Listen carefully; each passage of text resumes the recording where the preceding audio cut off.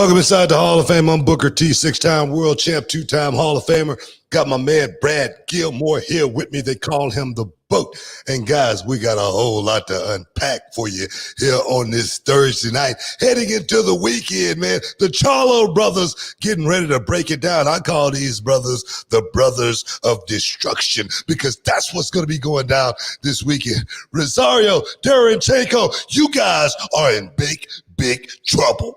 Yeah, that's going down on Showtime. Make sure you get your Showtime pay-per-view. 2 fights, 1 card, 2 fight cards, 1 epic night of action, $74.99. Make sure you go contact your local cable provider or buy it through the app. That's how I'm doing it. I'll buy it through the Showtime app. Makes it real easy. But the Charlo brothers represent H-Town. I'm excited, Bo. Representing the H, as well as we got Paulo Costa heading inside the octagon, taking on that boy Israel Adesanya. I cannot wait, man, to see how that thing go down, man. It's going to be an awesome weekend. But guys, we got to unpack something that happened earlier on this weekend with another former UFC champion, double champion, Daniel Cormier, along with his little sidekick, his little buddy, Ariel Helwani. And let me tell you, I said it. I put it out there.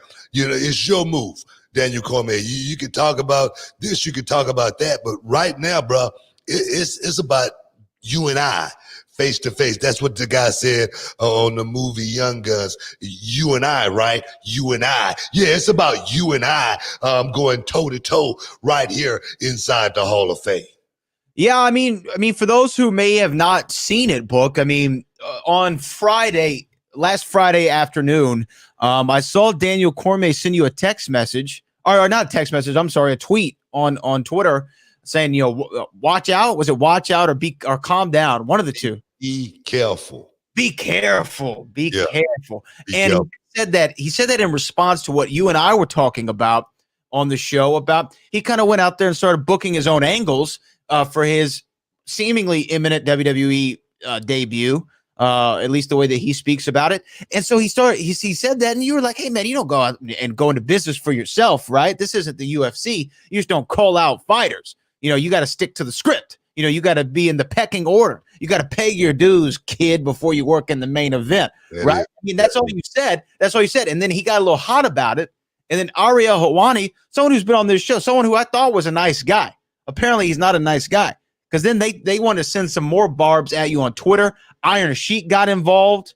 And then they started talking crazy on ESPN. Let me tell you something, man. 55 years on this earth.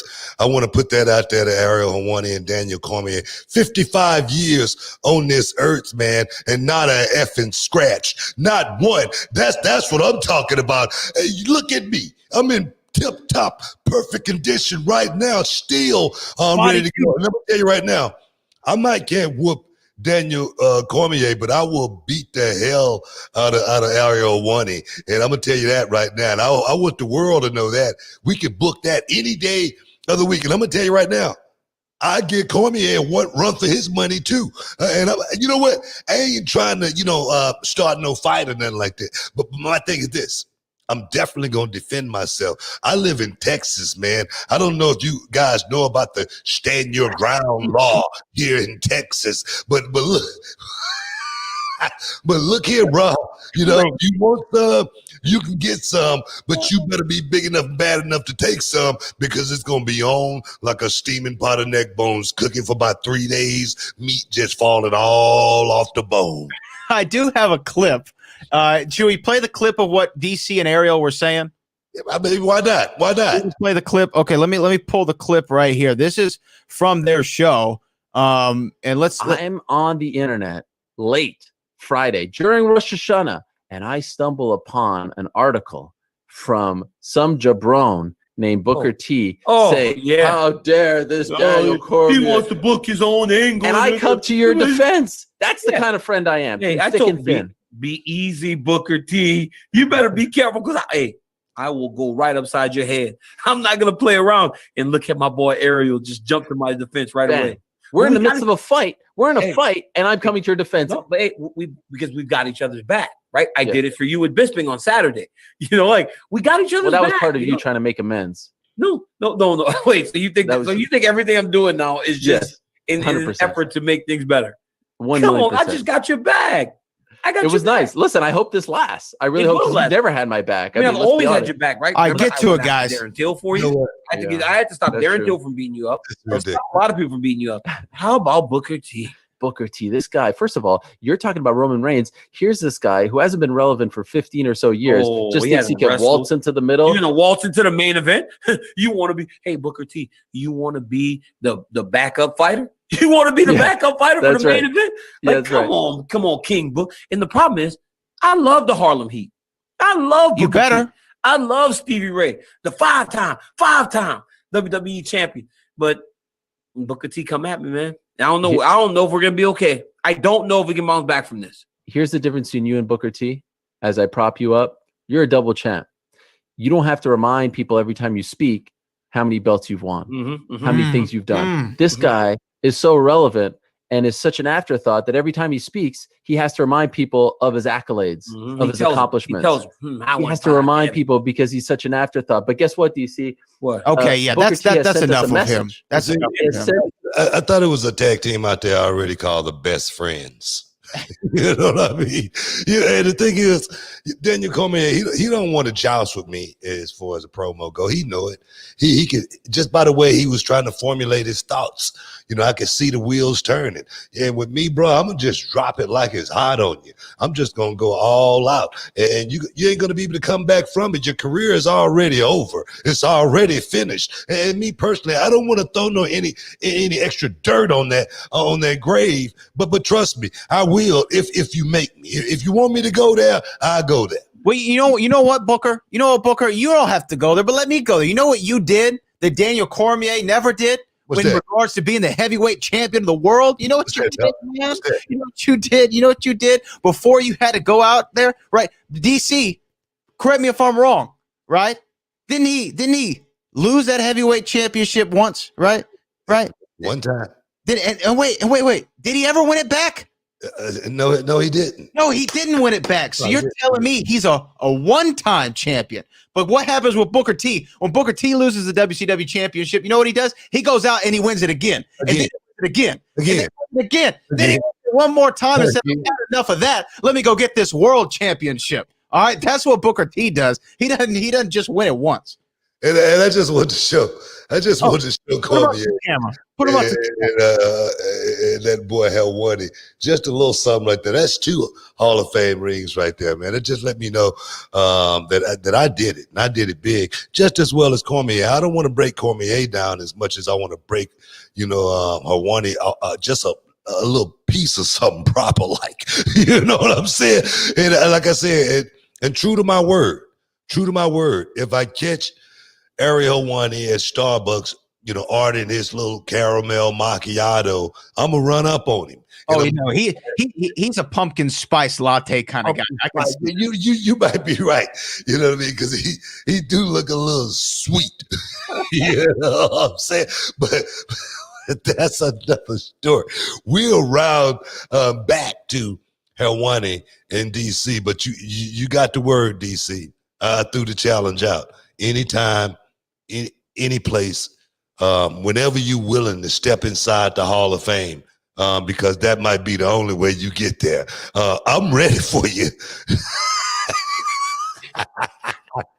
No, I'm gonna take that back. I needs to see you, and we need to talk. Hey, man, I just want to put that out there, man. I just want to get that out there and get it over with. But like I said, we got big weekend of fights coming up. Israel Adesanya, Paulo Costa. I just was looking at something on the internet where these two actually came face to face, and it was a cordial meeting. So we definitely got to talk about that. There again, the Charlo brother, Jamel, they're going inside the square circle this weekend. And I tell you guys, it's going to be dynamite. It's definitely going to be dynamite. Showtime, championship boxing, pay-per-view. You don't want to miss out, guys. You don't want to get shut out on this action that's going to be going down this weekend, as well as we got WWE talk. We got AEW. You know what? This is what the news is, and this is where everybody comes in. Well, what you saying there, Bradley? No, you're right. We are the news. We are absolutely the news, and we got to talk about what just happened this last weekend. It wasn't only DC. There were several fights that went down on Saturday. Man, this weekend, man, I'm still a little sad. And the thing is, we ain't even talking about the Rockets. Hey, guys, stick around. You're in the Hall of Fame. We'll be back in a minute.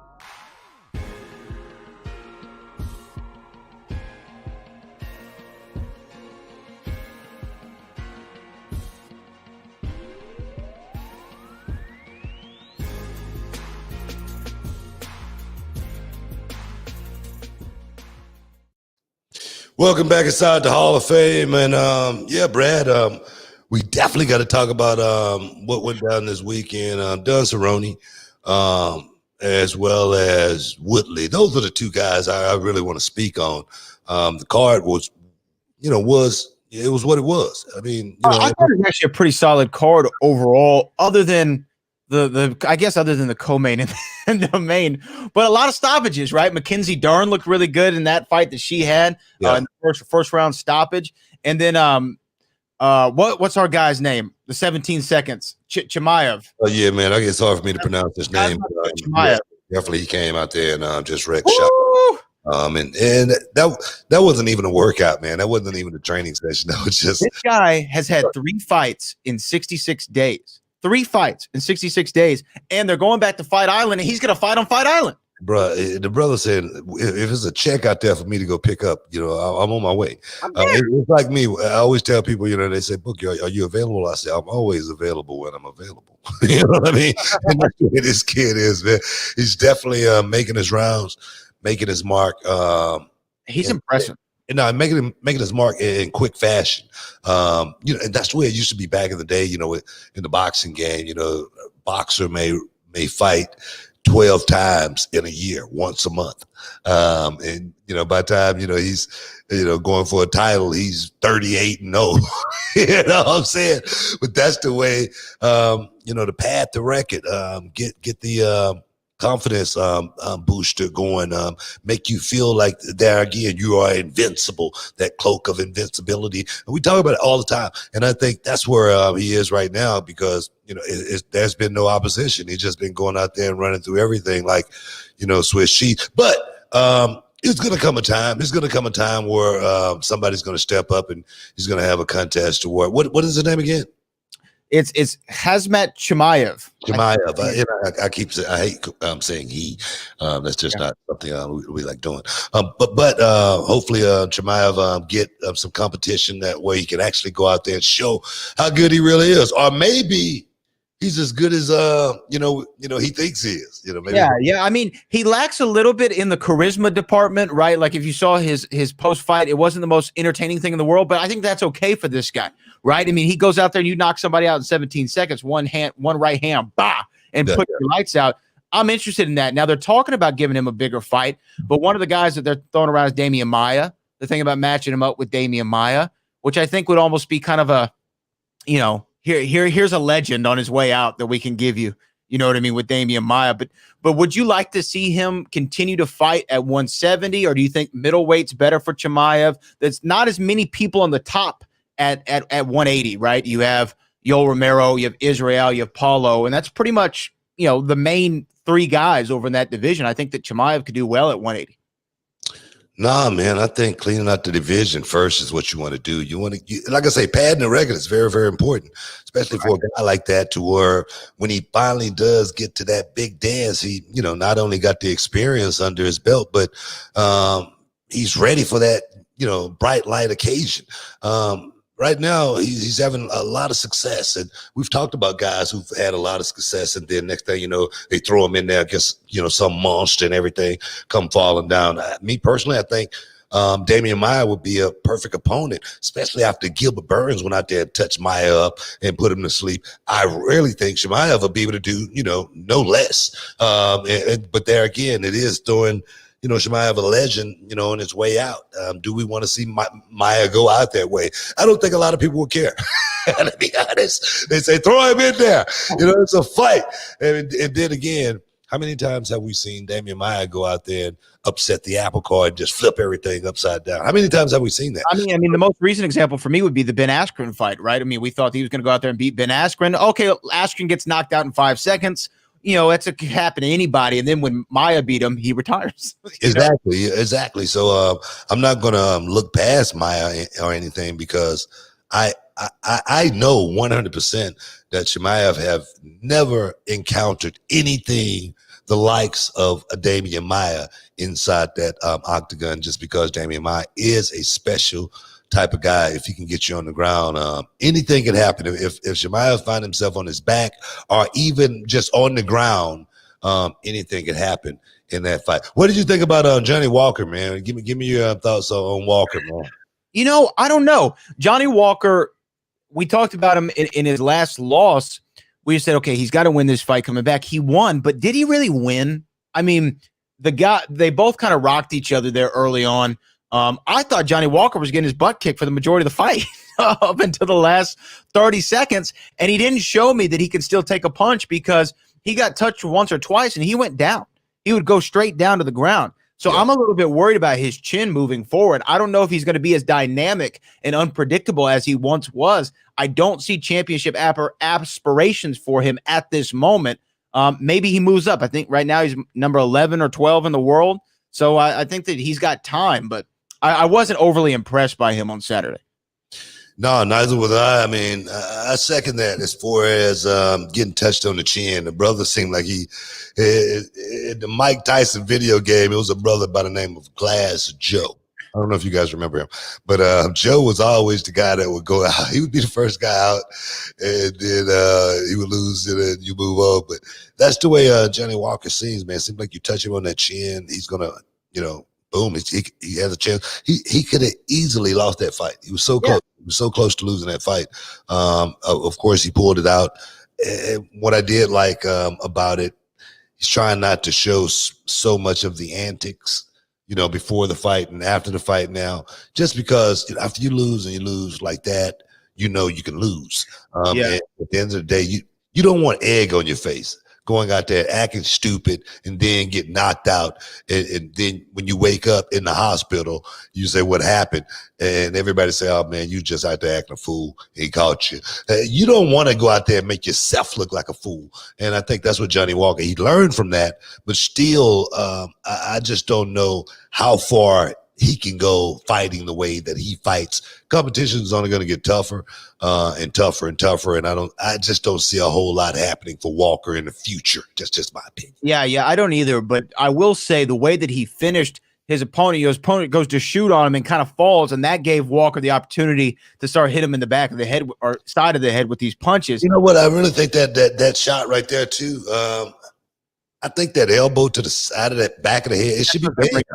That's okay. I was just about to say that. He'd be banned from combat fighting, because it's not a actual, just say, for instance, a maneuver. It's not a move or anything like that.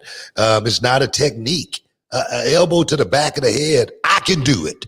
Yeah. Okay. And I just don't think something like that should be a part of the fighting game. I really think they should look into that and think about removing that shot, being able to use that as a weapon against a fighter, because normally, I wouldn't say normally, 10 times out of 10 times when a guy is shooting on you from that position, his head is going to be down.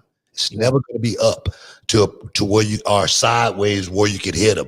It's always normally going to be down because he's hiding from the shot. He knows it's going to be coming. And for the UFC to let that shot continue to be a part of the combat fighting sport, I just think it should be banned, just like the tombstone power, not the tombstone power driver, but just a regular power driver. Regular power driver. Yeah. I had the same thought though when I was watching it, and that's what I was just about to bring up. Those elbows to the side of the head. You know, it's got to be something. It's got to be something vicious if it makes people like you and I who watch fights every single week go, "Oh no, we're not doing that." And that's what those elbows to the side of the head is. And you know how hard an elbow is, like much harder than a fist, way harder than your fist. And to the side of the temple. That I mean, I would when I saw it, I was watching it. I was like, man, that could have killed him. You know what I mean? You know what? Johnny Walker was saying I was hitting him as hard as I could. Yeah, the thing is, it's not the first time I've seen that move. Big Papa Brown, Travis Brown. I saw him fight. He did it too. I can't remember who he was fighting, but he called him so many times on the side of the head. I mean, guy just went to to sleep. And I just think it's something that could permanently injure a fighter. Mm-hmm. Of course, a rear naked choke. Guy go to sleep. Whatnot. You get a guy in an arm bar, whatnot. He's going to tap. You hit a guy in the side of the temple with an elbow, or behind the ear with an elbow. I mean, why do you think fighters, in the rabbit punch is something that's not allowed in boxing? The rabbit punch, and this is a rabbit elbow. You know what I'm saying? That's what we might want to call it, because it's definitely not something that should be in the fighting game. I don't think it helps anyone at the end of the day, and someone could end up with brain damage after taking those kind of shots. I could have knocked him out if I had him in that position with my elbow. I would have knocked the guy. No, I'm gonna tell you right now, you probably could have. And I'm not sitting here trying to be sarcastic or anything like that. It's just the human body is not meant to be elbowed in the back of the head or the side of the head or it shouldn't be. Look here, man. I'm gonna say it one more time. It should be illegal. It should be banned from the sport, and hopefully they'll take a look at it sometime real soon. That's coming from the 5-time champ, y'all. That's coming from somebody that loves the sport a whole lot. But guys, stick around. We still got a whole lot more for you. Back in a minute.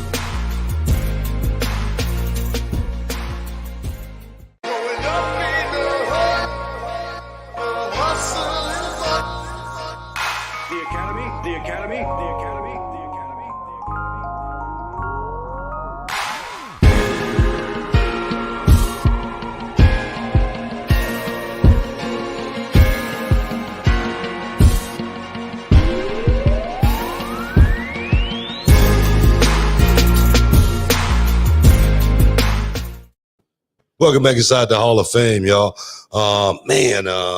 There again, we're talking about what went down this weekend. Fight night. It was a weekend, man. It was a weekend, and it was what it was. I sat in this house, man. I swear, man. I just watched MMA, I watched boxing, about basketball. I watched everything. I swear, man. I was so just drained at the end of the day. Yeah, right. Like a vegetable, man. But I had so much fun just being able to sit at home and just enjoy, man, what was going on. But back to fight night, we got to talk about Cerrone, man.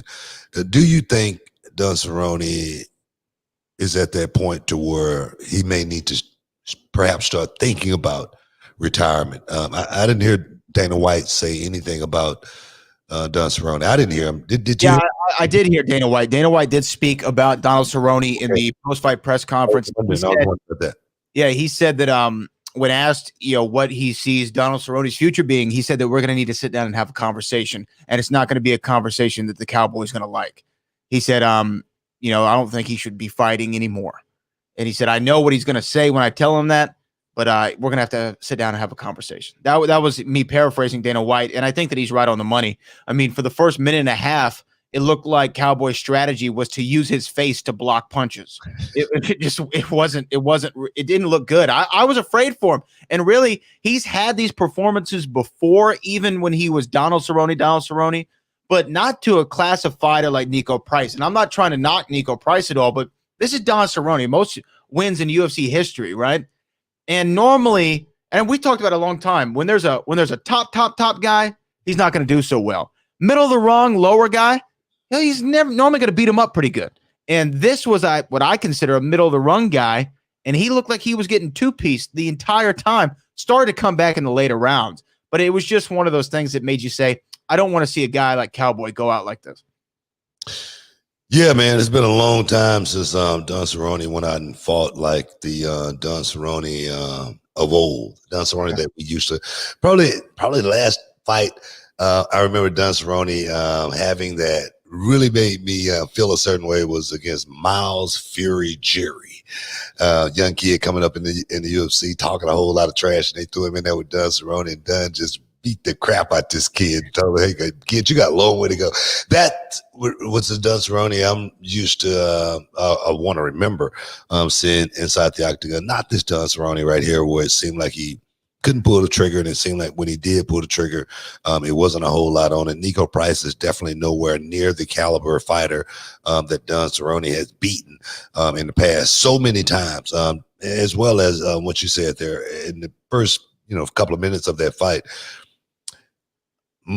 So many fighters of a higher quality would have got Don Cerrone out of there. Nico Price just didn't have the finishing knowledge to, be able, the wherewithal, understanding to go out there and be able to, get that thing finished. But Don Cerrone, being a warrior, he took that beating, and pretty much Nico Price pretty much blew himself up. You can see how tired he got after the first round. He started laboring after the first round, even though he was still trying to throw punches.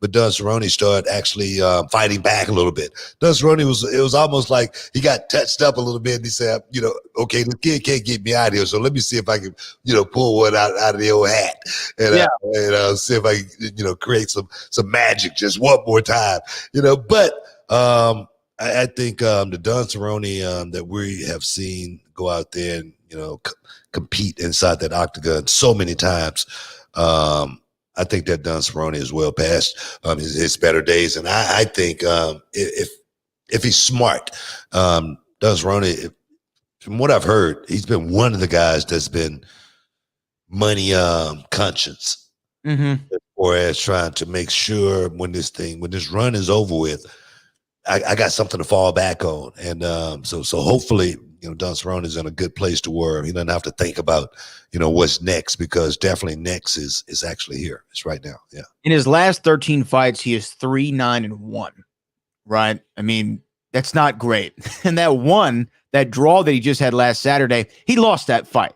He lost the fight. It was just so happened Nico Price poked him in the eye twice and got a point deducted. So, but he would have lost the fight had it not been for the eye poke. So, for all intents and purposes, you can say that he's 3 for 10 in his last 13 fights. That, to me, is the sign of a fighter who needs to retire. You just need to wrap it up, because you don't need to do further damage to yourself. I don't know, man. I'm not going to say he should wrap it up just because it's still a few dollars left on the table to pick up. Fight who? Well, he could be relegated to fighting, underneath talent. Give him, give him Chimaev. Let's do it. Cerrone Chimaev. Let's get him another legend. No, man, I'm not. Look here. He could be one of those. You know what?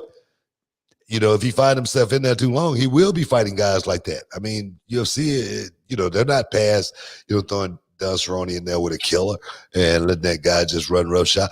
But my thing is, I'm just saying, if it's a check on the table for Don Cerrone to go and pick up, and the beating is worth that check, I can't say not to go and pick that check up, man, because it's all about paying the bills at the end of the day. How old is Don Cerrone? Don Cerrone, he is 37. I mean, Don Cerrone still got 3 years. So three.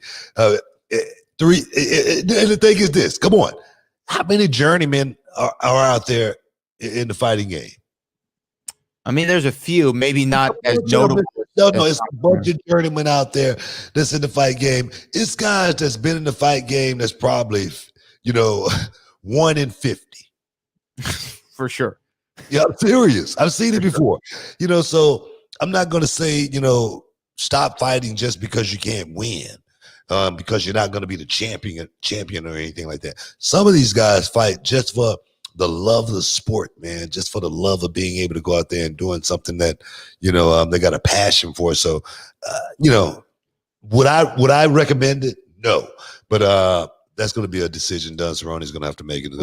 He's had, how many fights has he had? He's had, I think, almost 40 fights in his career. And his career earnings, $6.8 million. I mean, it's enough to live off of for the rest of your life, I think, if you're smart with it, right? $7 million. I think he can live comfortably for the rest of his life. And I'm sure the UFC is going to treat him like they treated Forrest Griffin, right? When Forrest Griffin retired, they appreciate him so much. They're like, we're going to make you an ambassador. You're going to be a part of the company. We're going to give you a check for a lifetime because we just appreciate you that much. I think Cowboy would find his way into the UFC offices some kind of way, and I think that he would deserve it. So if this was his last fight, it'd be kind of funny to go out on a draw. It's a kind of an odd way to do it. I was always told in Little League Baseball that a tie is like kissing your sister. But I think that for Cerrone, hey, man, it's not a loss, so you might as well retire not on a loss, because I don't see him going out there and having some big Peyton Manning-style championship celebration ever, right? And I think that the peak of his fighting career was going to be fighting Conor McGregor back in January. That was the biggest fight of his life. And he got dusted off in 54 seconds or whatever it was. So I think we've had a good run with the Cowboy, though. The only thing that I'm going to be upset about when Cowboy retires is that we can't talk about him fighting every other week like we used to. There's a time where it was like, Cerrone's on the card this week, right? Yeah, he's got to be. It's been 2 weeks. Oh, man, that's Cerrone. Definitely a true warrior to the game. Hall of Famer. Yeah. Hall of Famer. You think Cerrone will go down as a Hall of Fame talent? Yeah. He's a Hall of Famer for sure. I mean, if for no other reason, most wins in UFC history, I believe, is his distinction right now. So, yeah. And you know what? Everybody loves the guy. You know what you always say? If everybody loves you or they like you, you're gonna have a job forever, and they'll enshrine you in the Hall of Fame, especially the UFC. Yeah. I'm just saying, man. He definitely been one of those warriors, and I wouldn't want to see him go out, like a BJ Penn or something like that. Where they keep throwing him in there against these young guys, and these young guys go out there and dust him off. You could tell just by the way Cerrone hold his hands up now. He doesn't look like he's really ready to go out there and compete at the highest level. Let's just say it like that. Yeah. I think Cerrone can go into like some of these, B-class fighting organizations and just run through a lot of those guys. But then again, maybe not, because you do get a lot of mileage.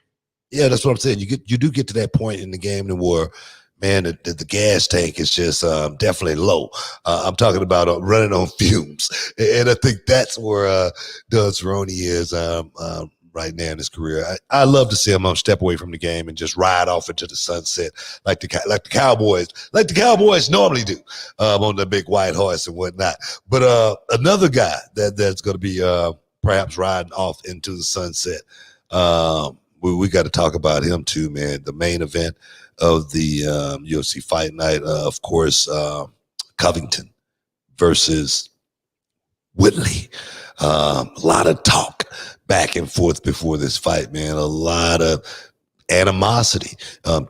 Everybody was talking about how good this fight was going to be because you got pure disdain between two individuals, two guys that really don't like each other, two guys that when one of them say something to your mama. It's like that kind of talk. But guys, we got to talk about it. We got to talk about it. Stick around. We'll be back in a minute.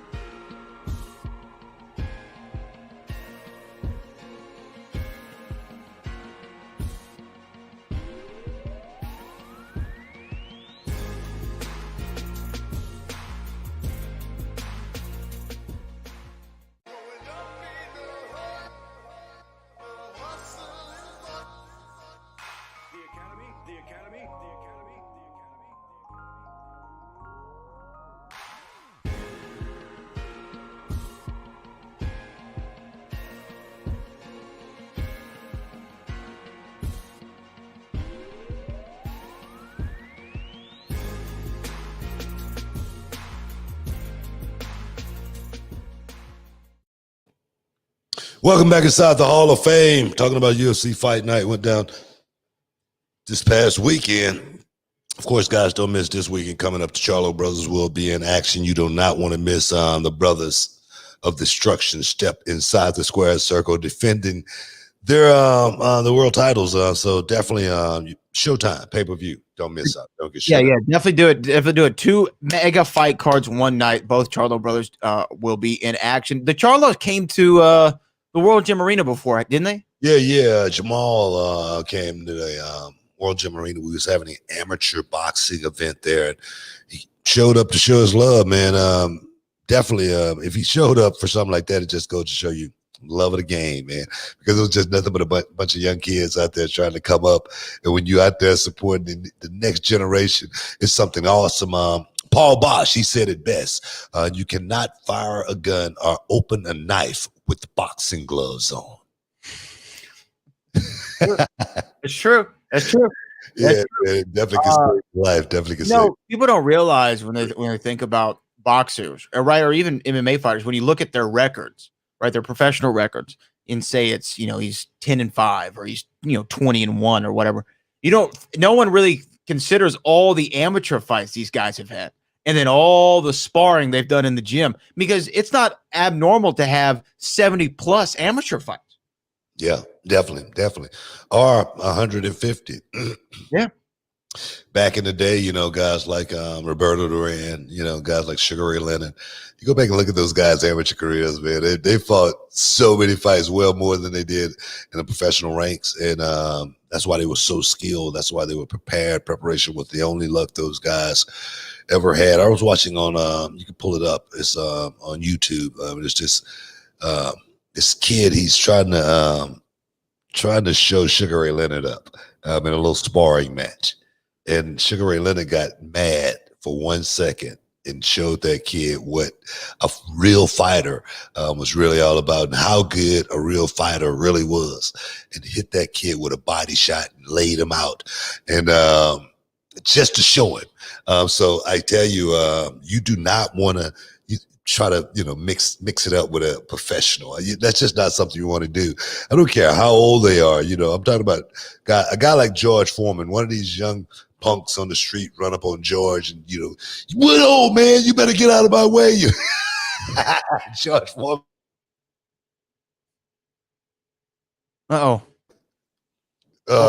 There you go. Book. I think Booker is frozen on my end. Frozen. There you go. I'm back. You're back. Oh man, I tell you, man, we've been having some of the craziest weather going on here in the city of Houston. We got a little storm coming through right now, and I tell you, man, it's scary. It's scary as far as living in these times right now, because just think about California right now. You think about Oregon, the fires, and never seen anything like this before in my life. We was talking about here in Friendswood, were just down the street from us. I've been living in this area for almost 20 years, and just last year it was a flood. I mean, it was a flood, and it was a lake. You know what I mean? I'm like, wait a minute, where'd this come from? And that's never happened before since I've been living out here. So I tell you guys, be safe out there. But back to the action, man. What do you think about the main event, man? The main event, Tyron Whitley versus Covington. Colby said he was going to go out there and retire Tyron Whitley, and maybe that was the end that we've seen of Tyron Whitley inside the octagon after a lackluster performance. I would even go to say it was a poor performance. It wasn't lackluster. It was a poor performance. It seemed that Tyron Whitley had nothing left to give inside the octagon as far as a fight go, and that's something that I talked about before this fight actually happened. I say, man, I don't ever remember seeing Tyron Whitley get into a shootout with anyone. I'm talking about where you draw the line and say, come on, cross that line and let's go to toe to toe, or put one foot inside the tire and we just go to. I've never seen Tyron Whitley go at it like that inside the octagon. And I expected no different in this fight. Tyron Whitley being 38 years old, it's just no way you can turn back the clock. I look at Tyron Whitley's body compared to 4-5 years ago. Tyron Whitley looked so much thicker. His body was so much more dense. It looked like he had been in the gym training. The chest, the pectorals, the trapezius, the bicep, everything looked good, looked real good. But in this fight, it seemed like the brother was puny. It didn't seem like his cardio, he had zero cardio. And then, the way the fight went from round 1 all the way to round 5, and we saw what happened. It didn't seem like Tyron Whitley was in the fight from the outset. Yeah, I mean, you really said everything there perfectly. He looked like a man who did not want to be in the octagon. And you and I talked about this a little bit the other day on the phone. And what was so weird, and I had noticed it too, was all the trash talk, right? All the bitter back and forth, the politics of it all. We saw them at the press conference. Colby's got the red hat. Tyron's, doing what he's doing at the press conferences. So there was a lot of animosity, it felt, built into this fight. And then Tyron Woodley wants to touch gloves. You know what I mean? Yeah. I was like, and to me, that was, all right, brother, you're going over tonight, kid. You know what I mean? Like, I'm not. It seemed like he lost a fight at that moment. Yes, at that exact moment, and he never was explosive. And this is a man who was a former welterweight champion of the world who had no want or desire to be in the octagon, and he had no want or desire. I don't even know why he's paying the cornermen. He didn't listen to any of them. They said, hey, man, you got to engage. We need you to throw hands. Yeah, he should have brought his girlfriend with him. He should have pulled a Mike Perry. You know what I mean? Bring your chick. You know what I mean? That's a bet. At least you wouldn't have split your money up because you weren't coming there to win. You know that you weren't coming there to win. You were coming there to put this guy over because there was nothing that you showed me inside the octagon that showed me you were there to fight. His hands were down. He was falling back against the cage the whole time, and he just let Colby do whatever he wanted. And I'm not saying Colby Covington looked like the same Colby Covington from his fight with Kamaru Usman, but he sure as hell looked a lot better than Tyron Woodley did. He looked like a former interim champion. Well, I'm gonna tell you right now, he made the Black Lives Matter movement look real bad. I'm gonna just put it out there. You know what I mean? He talking about Black Lives Matter. Did it matter if you was training or not?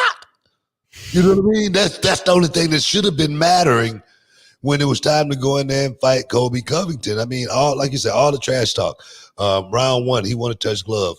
The start of round 5 normally is the traditional touch of the gloves between two combatants that have some form of respect for each other. Even if they have respect for each other leading up to the fight, they gain some respect for each other throughout that fight, which makes them which motivates them to want to touch gloves in that 5th round and say, all right, let's bring it. That didn't happen on one side. Colby said, I'm bringing the fight. He brought the fight. I give him his props. He went out there and did his job. Round 5, Tyron Woodley screams, yells, yelps, broken rib. What do you think about the broken rib? I saw the x-ray. You see the x-ray? I saw the x-ray. The x-ray looked like something my little girl would draw. It didn't look like a real rib to me. I swear, man. That did not look like a real image of someone's insides. It just didn't. I don't know. Maybe the brother, I don't know. But the ribs did not look real to me. So I don't know. And how did the rib get broken? He said how the rib get broken. I can't figure that one out. Well, he said he popped it out early. I was listening to one of the interviews that he popped it out earlier in the fight. He got it to pop back in, and then when he went down after applying the guillotine and laid to his back, it popped out again. So I don't know if this is a reoccurring injury. I don't know if this is something that he's had, in the past, and it's just something that happens from time to time. But from the x-ray and from the image, it did look like he had a broken rib. So I do give him the benefit of the doubt. Here's a picture of the x-ray right there. I'm just kidding. I'm just kidding. I had to throw a joke in at him. I had to throw a little bit of a joke. I think I popped book on that one, but I couldn't see. I couldn't see how he broke the rib because he just rolled back. He just rolled, but he was on his back. I'm gonna give him the benefit of the doubt as far as broken rib goes. For just sure. because I've in the wrestling business, I caught a needed ribs back in WCW from Marcus Bagwell. I'll never forget it. And I didn't break the rib, but the cartilage in between the rib, I bruised it, and I bruised it really, really bad. And I'm talking about for 6 months, I couldn't cough without it hurting. I couldn't, sleep on that side. It was the worst nagging pain that I, had ever dealt with in the wrestling business to that point. So I do know if you break a rib, you're gonna yelp, you're gonna cry, and he did seem to be in an awful lot of pain when he was laying on his back. Now, if he wasn't in a lot of pain, we need to instead of thinking about talking to Cormier, we need to book him because the brother can sell. Hey guys, stick around. You're in the Hall of Fame. We'll be back in a minute.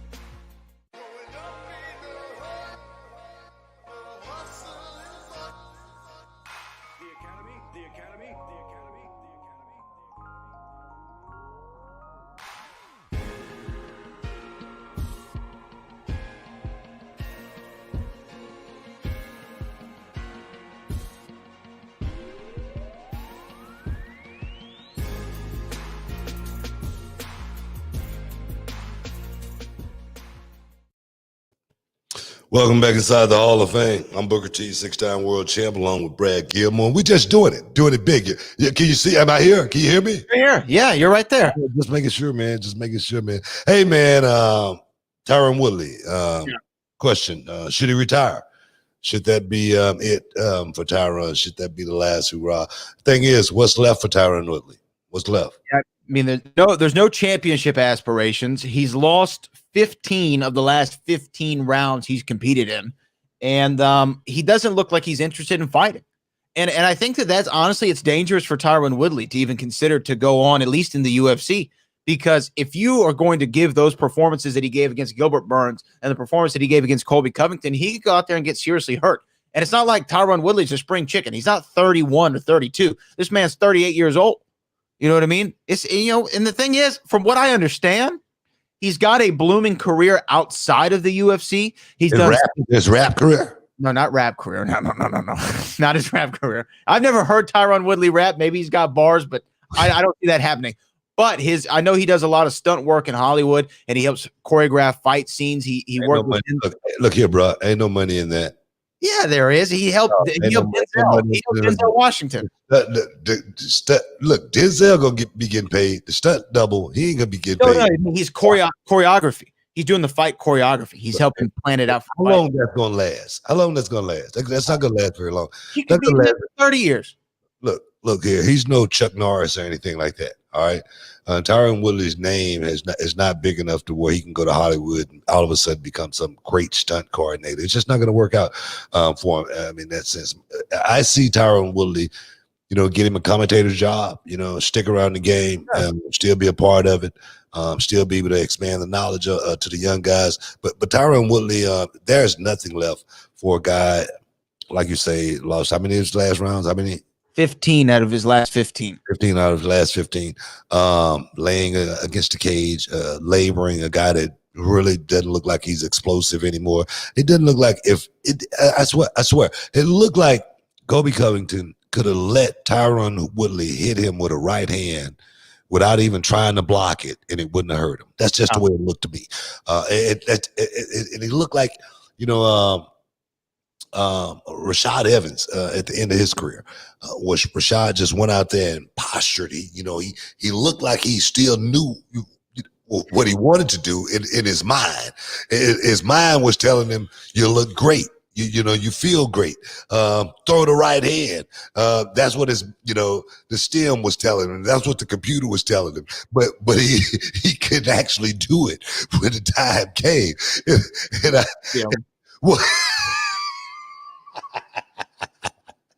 The stem was telling him everything to do, but he couldn't do it. He couldn't pull the trigger, and you get that way with Muhammad Ali, man. I remember when I watched Muhammad Ali fight Larry Holmes. He just could not pull the trigger anymore. Even when he did pull the trigger, it looked like it could not do anything to hurt Larry Holmes. And at certain times in that fight, Larry Holmes looked at the referee and said, "Man, are you going to stop this or not? What are you thinking? Stop this fight." When the fighter have to tell the referee something like that, that's how far gone a fighter, is far past his prime. And I just think that's where Tyron Whitley is right now. He's well past his prime in this game. And you got to look at it. Tyron Whitley, he's not a UFC original. This is a guy that, bounced from, what was Strike Force? Not Strike Force, Pride or something. Not Pride. WEC? No. What's the? Yeah, I'll pull it up. When they had all these shirts, they was making all these shirts. Oh, Affliction. When they was making all those afflictions, he was doing it at that time right there. And the guy, he's not a guy that's a natural fighter. He's a natural wrestler. And for Tyron Woodley to have parlayed his success to where he did in that game, I give a brother a lot of props. I really do, because he had to work to get where he did, and he had to be in the right place at the right time in order for it to happen for him. You know what I mean? Like with the Robbie Lawler situation, right place at the right time to pick up the championship and boom, call yourself the champ. That's all it was. Perfect storm for him. Yeah, I think that his best days are behind him, and someone in the chat said that Dana White said that it was going to be a wrap for him too. So I don't know if that's true or not, but if it is, it might not be the worst idea for Tyron Woodley. But what did you think of Colby Covington? You know what, Kobe got the win, but I tell you, Kobe looked a whole lot better against Usman. He looked a whole lot better against Lawler. He looked a whole lot better against Dos Anjos than he did against this guy. You know what I mean? That's just me looking at it through my viewpoint. But I just didn't see anything Kobe did that was explosive enough to tell me that he's going to come back. And I'm going to tell you right now, there's no way he's going to beat Usman with that wrestling game. There's no way he's going to beat Usman with just, throwing, punches, from that fashion right there. There's no way. Maybe styles make fights. Maybe Tyron Woodley was looking more so not to get hit opposed to anything else in that fight. It's hard to hit a guy when he don't want to get hit. That's just a fight game. Guy like Usman, he's throwing caution to the wind. He's going to put himself in position to get hit. Might make you look a whole lot better in a fight. So I don't know. Maybe it was the styles make fights in that situation. But just from my viewpoint, Colby Covington did not look as sharp as he had in the past.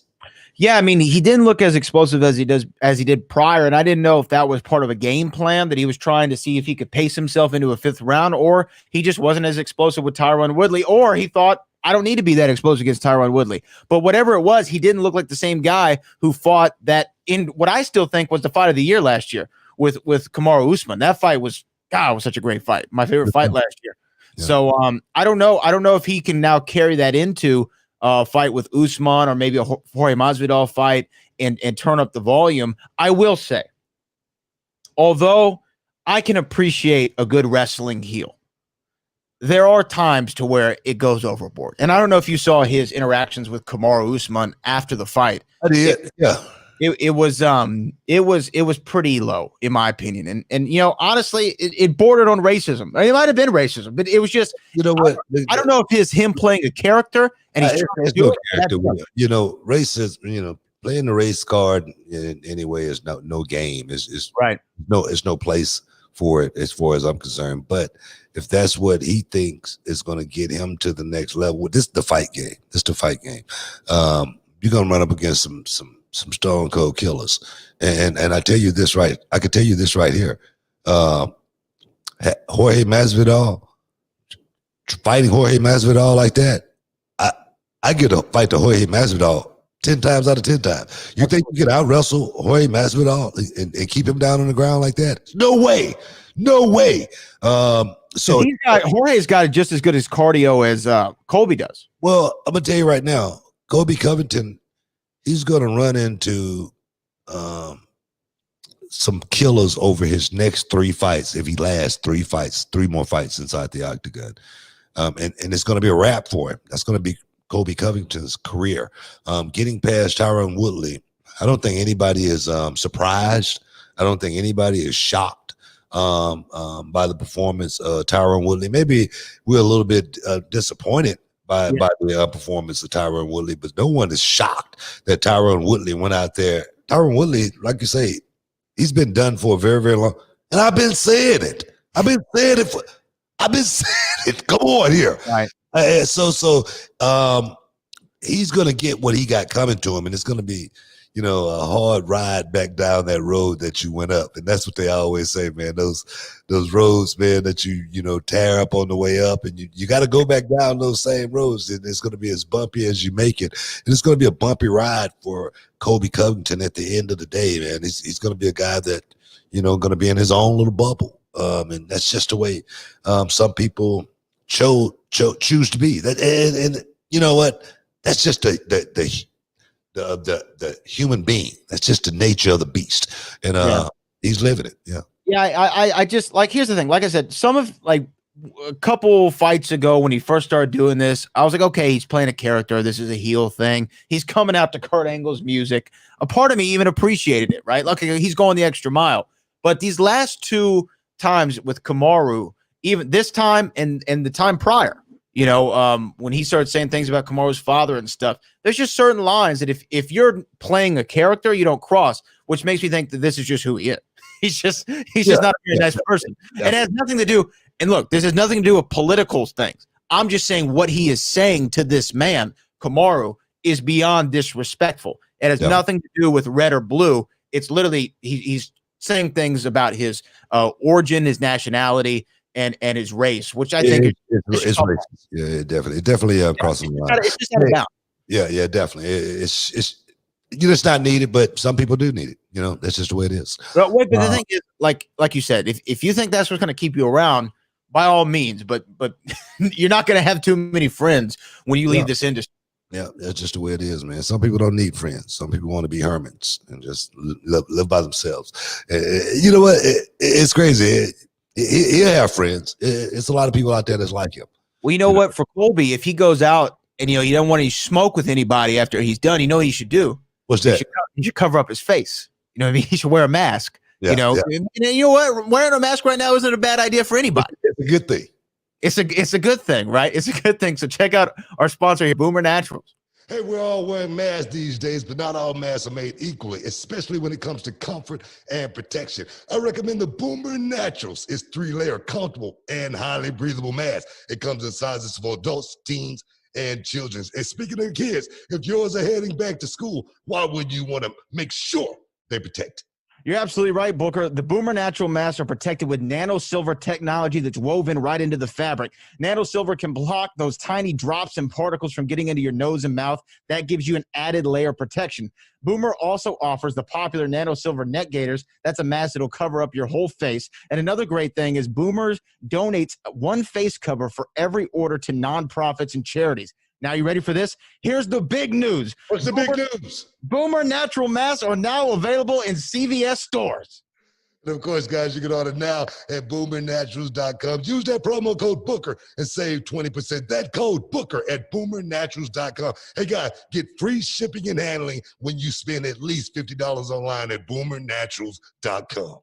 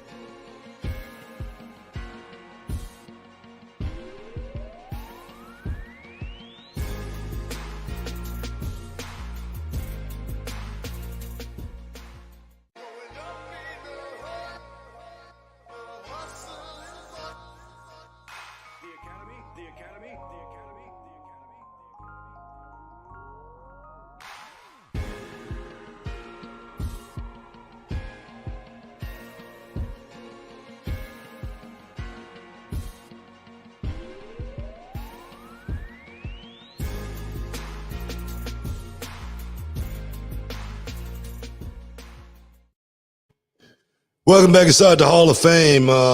We still got a little bit more for you. Yeah. Hey, Book. I know we have stuff coming up this weekend that we wanted to talk about, but I wanted to get your reaction to the debuting Unmasked Retribution. Retribution just made their debut over there on Monday Night Raw officially, and I think that you might recognize one or two of them. You want to see a clip? Because I was just looking at that right there in the break, but let me check it out. All right, here we go. So here is the debuting Retribution. I'm going to throw it up here on the screen right now. And tell me if you recognize anybody from this video, Book. This group of lung vandals known as Retribution, we can tell you at this time, have officially become a part of WWE and signed a contract. They can do anything, anytime. It's a frightening proposition. Retribution now, they're a part of WWE. There we go.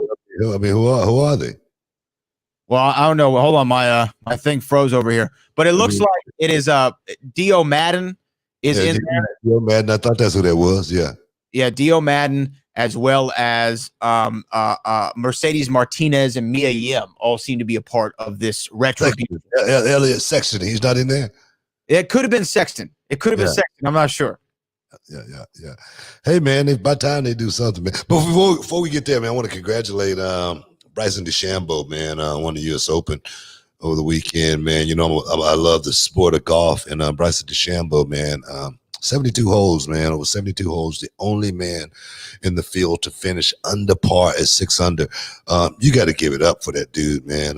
He's definitely transcended the game from just being one of these guys who just go out there and play the game, but a guy who has a guy that has reinvented the game. Someone like Shaquille O'Neal. When Shaquille started playing, they had to change the rules and whatnot. Bryson DeChambeau, in golf, always been, you don't want to gain too much weight. You don't want to get in the gym. You don't want to be pumping iron or anything like that. But Bryson put 40 pounds of muscle on his body over a year's time, and now he's bombing the ball like crazy. No matter what's in front of him, he'll hit over it, around it, or through it. That's the way Bryson has just overpowered the game. And now they're talking about is Bryson DeChambeau going to change the whole name of the game of golf as far as the way guys look at it now, as far as their training regimens. Are they going to get in the gym? Are they going to bulk up? People talk about the guys on the long driving tour, just a long driving tour. Those guys can't play in the PGA. They could just hit a long drive. But Bryson DeChambeau has taken away from the long drive competition and mixed it into the PGA game and made it something totally special. The closest guy to Bryson DeChambeau was Matthew Wolff, 21-year-old kid, just out of college, and he's so close, man.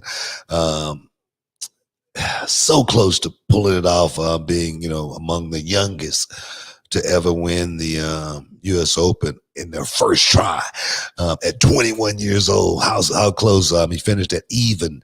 That just goes to show you how tough this course was over there again. 72 holes on Dustin Johnson. We know how good he is. Just won last week. Came in at +6. Rory McIlroy. We know how good this kid is. +6. Adam Scott +14. Jason Day +14. Tiger Woods didn't make the cut. Went out on Friday at +10. The brother Tiger Woods is looking up at something totally different now as far as having to go out there and compete. And I say there again, DeChambeau, congratulations. You did it. Yeah, I didn't get to see it this week, and I was preoccupied watching other sporting events, football, basketball, and of course fighting. But it's just, to me, and as I'm a casual golf observer, so I'm not somebody who watches all the time. But for me, when Tigers doesn't make the cut, I just find it not that interesting. Am I crazy? I just like to see Tiger play. He's still the biggest. Look, whatever's gone on with him over the last decade, he's still the biggest star in the history of golf, and he's still the biggest star right now in golf. Well, I beg to differ. I really think Tiger Woods. I really think he's still a huge star. He's still a major player. But I just don't think Tiger Woods is the name in the game right now that people are looking towards. Who's next? Who's going to win next? Or who's the greatest player that's playing right now? Tiger Woods, there again, the guy that he competed against back in the day, the Phil Mickelsons. Those guys, man, they look at these young guys now and say, "Wow." And I don't think it's just the equipment. I think it's the regiment. We look at evolution throughout the annals and history of time. Back in the day, they ran a certain speed. Then as we move on, they get faster. The linemen get bigger as well as faster. The linemen can run the quarterback down there. Back in the day, that was something that couldn't happen. So I just think it's evolution and guys trying to. You look at this guy, Bryson DeChambeau, and I watched him throughout the tournament over the 4 days. And this guy, I think he's a math, wizard or something like that, because he's always talking numbers. He's measuring everything, and he's talking about it. He's talking so fast. His eyes is blinking like crazy when he's doing this stuff. So he's almost like a computer working at the same time on the course. Just say they got a 30-foot putt, and if you can get that 30-foot putt within 5 feet, that's pretty amazing. And if you could do it every time, that's pretty amazing. So I never viewed the golf game from that aspect. As much as I play it, I've never viewed the golf game from that perspective. I thought you just go out and hit and get to the next shot, hit it, get to the green, putt it, and get off, and hopefully you get a bogey or a birdie or a par. He sounds like a pretty analytical guy. Like, he seems like he runs off analytics for his golf game. No, he's definitely different than any type of cat I've seen on the golf course. And like I said, sometimes you need somebody different to change the way that the game is played. Kind of like the way the Houston Rockets play basketball. You just need somebody sometimes. No, you don't need nothing like that. But sometimes you do need change. I was just looking at something that came in over the ticker. Michael Chandler has signed with the UFC, and so say he's next in line. Khabib, Gaethje, the winner, he's going to be right there, and a lot of people right there are upset that someone like Michael Chandler can come in and immediately get a title shot. What's your thoughts? What's your thought about that? Well, Michael Chandler's a big deal over there in Bellator, obviously, and I think that he's somebody who, as soon as he comes in, he should make an impact. He should be a top 7 guy, maybe, according to his record. I'd like to see where he is in the rankings. As far as I'm aware, he's the backup for Khabib and Gaethje. I think so. Right now. That's right. Yeah, that's what it is. If one of them fall out, he's in that spot. But still, that's it. That's the interim title fight at the very worst if he gets that spot. That's a good spot. That's a good spot. No, but a guy like Michael Chandler, man, he's that spot's like DC coming in and fighting Roman Reigns for the world title, first match out. Thing is, though, How do you think he's going to do it in the UFC, though? How do you think Michael Chandler's going to do it?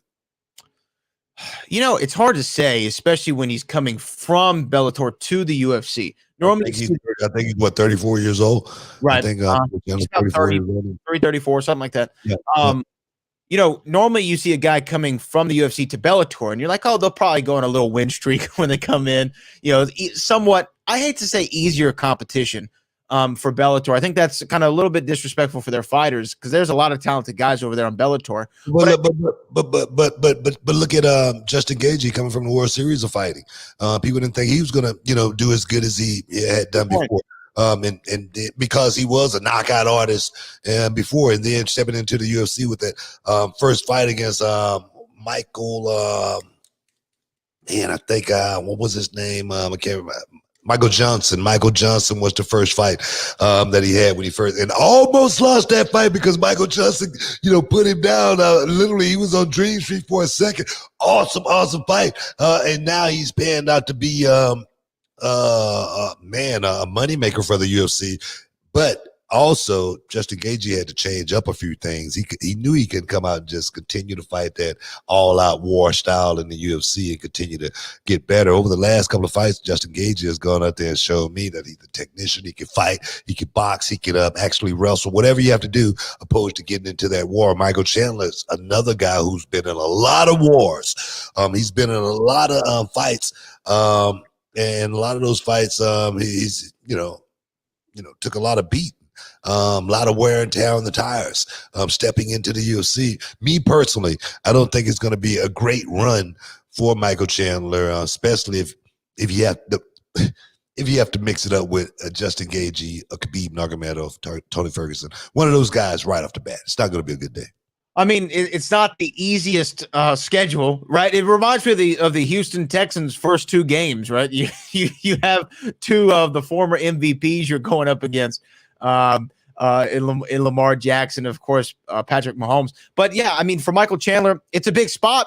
And the thing is, if you come in and you bat 1,000, and all of a sudden you're the talk of the MMA world, right? Say if for some reason Justin Gaethje drops out, and then last second Michael Chandler steps in there and goes against Khabib Nurmagomedov, he's gonna get killed. Maybe we don't know. We don't know, especially last second. We've seen funny things happen. Remember, that would be the last thing that I would want to see is Michael Chandler coming to the UFC in the first fight he had. That would not be. That would suck. Okay, that's just not the way you want to make a debut anywhere in the world. I'm just saying. I could be wrong. The money could motivate him to actually go out there and do something special, as well as, we all know in the fight game, you're just a punch away from, something special happening. But guys, we got a little bit more for you. Stick around. We'll be back in a minute.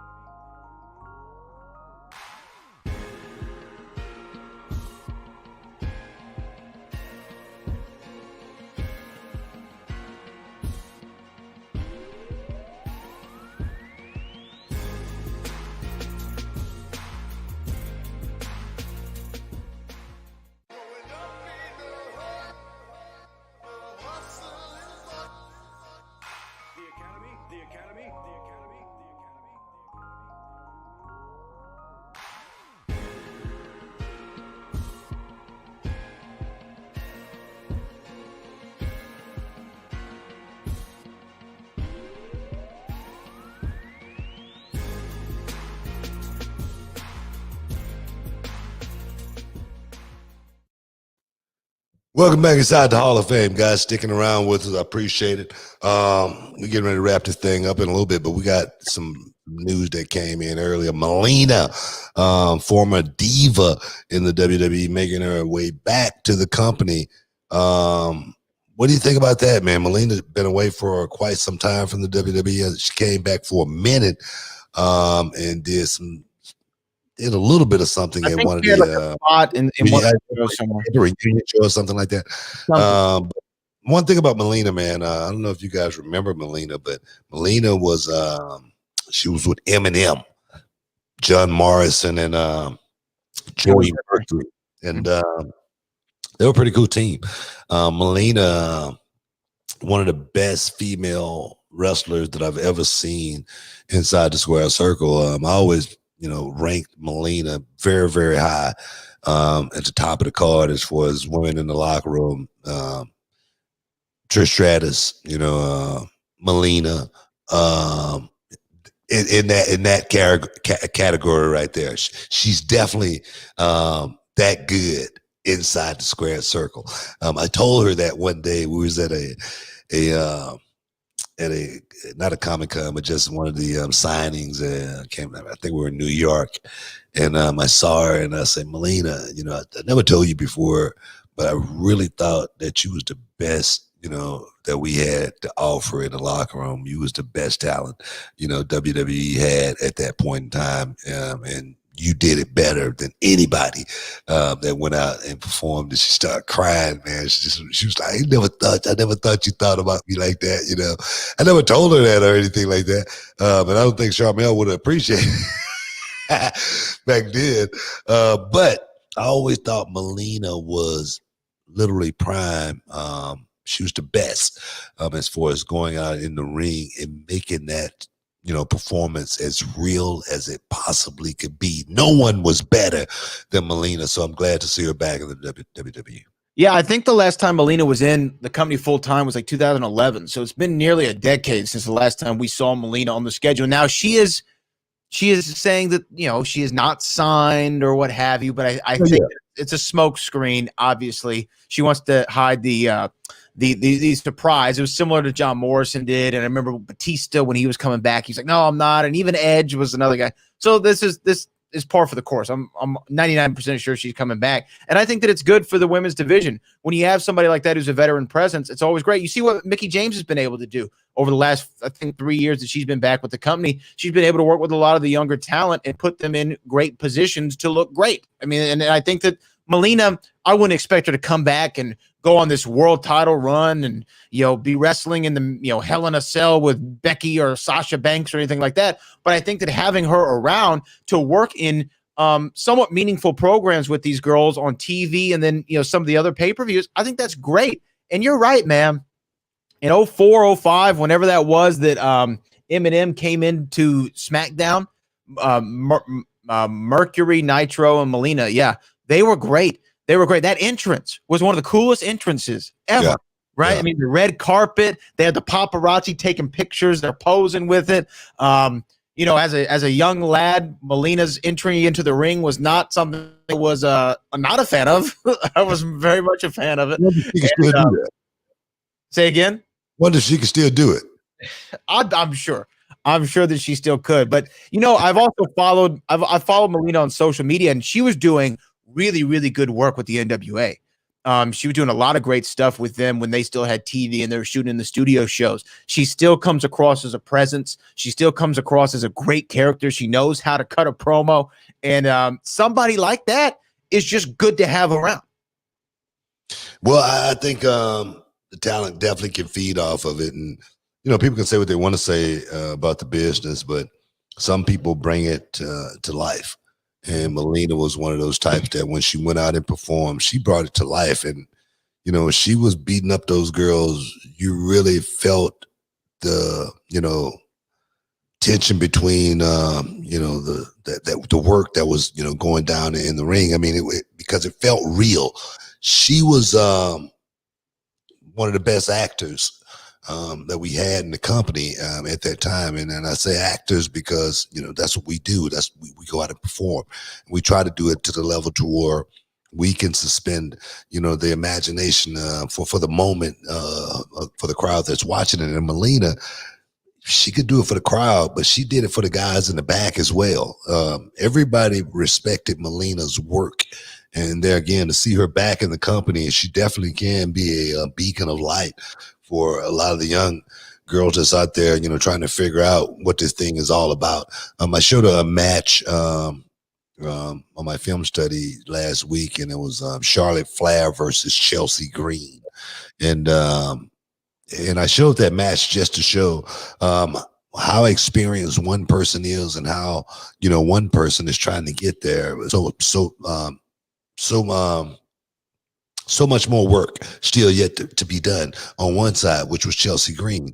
But you could see, man, the general in the ring that had the most experience was trying her best to bring, the least talented, person, up to that same level. But you could actually see the greenness. You could actually see, man, there's still some work Chelsea need to go through just to get to that next level. Same thing. Melina has that ability to be able to go out here and work with these young guys, young girls. And then even if she's not in the ring working with them, from the outside looking in, someone like her telling them, hey, maybe you need to go out there and do it this way opposed to doing it that way, it's going to sound a whole lot different coming from someone even like me that's been in the business for forever. You know what I mean? Just because, Melina, there again, I always say you may not have been, the star on the team all the time, but you knew exactly what it took, to make it to the big game. You knew exactly, what it took, to earn the ring. And Melina is that type. She knew exactly what it take to actually go out there and perform at that next level, and make people watch her with I'm talking about intensely, because she's going to give you something that no one else in that locker room can. You can learn from that, and you want to learn from that. So young guys, young girls, get ready. Melina's coming. Melina's back. Melina's back. Now, what did you hear about Ivar from the Viking Raiders? He got injured on an outside dive spot. It looks like he had neck surgery. Yeah, I saw that. Yeah, I mean, he went down really hard. Yeah, 8 to 12 months. Yeah, he's done. He's done. Ivor, he's finished. Wrap him up. Put him on the shelf. Make him an agent or something. But as far as working again, Ivor can wrap it up, kid. And that's part of the game. I tell these guys, all these dives through the middle of the ropes, to the outside. Look, gravity is a monster. Yeah, and the thing is, when you're going through that middle rope there too, it doesn't take but one toe, to catch that top rope to take the momentum into a totally different direction. Head dive, bang, and then next thing I was so worried when Big E would do that dive, and I think I might have told him, I was like, bro, you might want to say that for pay-per-view only, that kind of stuff. So when I see guys doing those, I saw Keith Lee, last week, do a dive over the top rope. And Keith Lee is about, 350 pounds. And I don't know. Gravity for him is going to be even more so. And the thing is, it's not a matter of, if, it's just a matter of when, as far as, doing that kind of stuff. It's going to happen sooner or later. And I don't wish that kind of stuff on anyone, but Rob Van Dam, one of my best friends, one of the best, high flyers you're ever going to meet in your life. He used to do a little back, flip over the guy, go for a backdrop, and he do a little backflip, land on his feet, whatnot. And he did that move, I don't know how many times, and it was in the ring, something very, very simple. And he did it one night and broke his ankle. And he goes, wow, how did that happen? It's not a matter of if something is going to happen in the ring when you're going all out, when you really believe in what you're doing out there and you're trying to get the fans, that ultimate thrill ride. It's just a matter of when it's going to happen. And I'm not saying that, for any other reason than it happened to me and it happened to everyone that I've been a part of this business with, so just try to be careful when you're going out there doing that kind of stuff, because you don't want to end up on the shelf, because when you end up on the shelf, it's money in play there, as well as you don't want to be one of those guys that be looked at as being injury prone, so that's not good for you as well. Yeah, and two things really, just my 2 cents. You said everything that I wanted to say, but one, it sucks when you're in a tag team and your partner goes down, because now you're kind of sitting on the side. I'm sure that you've been through some. Look at the New Day. Look at the New Day, right? Xavier, he's done. Xavier's done. Kofi, he's done. Big E got to do it all by himself now. Those guys are finished, but go ahead. But the other thing that I was thinking about these dives from guys like Big E, Ivar, or Keith Lee, you know who should be hot about it? The smaller guys. The smaller guys should be hot about it. It's like, you're taking my stuff, man. Yeah. You're a big guy. I can't do your power moves. You shouldn't do my high fly moves. We got to get over, baby. We got to work together. That's the way it used to be that way. That's the way it used to be. We always say that kind of stuff for the smaller guys, but then somebody goes, well, Booker, you did a flip off the top rope. Yeah, I did, but it wasn't something that I did on a regular basis or anything like that. Only for the big shows, baby. Only for the big shows, only for the big money. So don't think that I was one of those guys. Flippers. I wasn't a flipper. I just made you think that I was a flipper, and that's, brother, that right there, brother, is the name of the game. Hey, Bradley, I appreciate you. All the listeners, man, the comments, I appreciate every one of them. Again, guys, we're going to be right back inside the Hall of Fame tomorrow night, heading into the Charlo Brothers, man. The Brothers of Destruction is going down this weekend. Don't miss out. Don't get shut out. We'll see you tomorrow.